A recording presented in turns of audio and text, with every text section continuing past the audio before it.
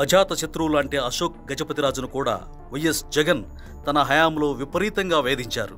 Mansas trust chairman పదవితో పాటు సింహాచలం సహా వివిధ దేవాలయాల అనువంశిక ధర్మకర్త హోదాను అడ్డదారుల్లో లాగేసుకున్నారు.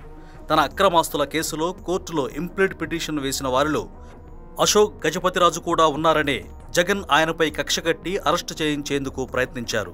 ప్రజల నుంచి తీవ్ర ప్రతిఘటన వస్తుందని ఉత్తరాంధ్రకు చెందిన సీనియర్ నేత ఒకరు చెప్పడంతో వెనక్కి తగ్గారు. అయితే రాజుగారు న్యాయ పోరాటం చేసి మాన్సాస్ ట్రస్ట్ చైర్మన్ పదవిని మళ్లీ చేపట్టారు. అశోక్ ముందు మరగుజ్జు లాంటి విజయసాయిరెడ్డి, వెల్లంపల్లి శ్రీనివాస్ లాంటి వారు కూడా ఆయనపై అసభ్య పదజాలాన్ని వాడారు. అయినా అశోక్ గజపతిరాజు చాలా హుందాగా వ్యవహరించారు. మాన్సాస్ ట్రస్ట్ కింద వేల ఎకరాల భూములు, కోట్ల రూపాయల ఫిక్స్డ్ డిపాజిట్లు, సింహాచలం సహా 108 దేవాలయాలు, విద్యాసంస్థలు ఉన్నాయి. వీటిని కొట్టేయడానికి జగన్ ప్రభుత్వం ట్రస్ట్ చైర్మన్గా అశోక్ సోదరుడు ఆనంద్ గజపతిరాజు కుమార్తె సంశయితను నియమించిందంటూ తీవ్ర విమర్శలు వచ్చాయి.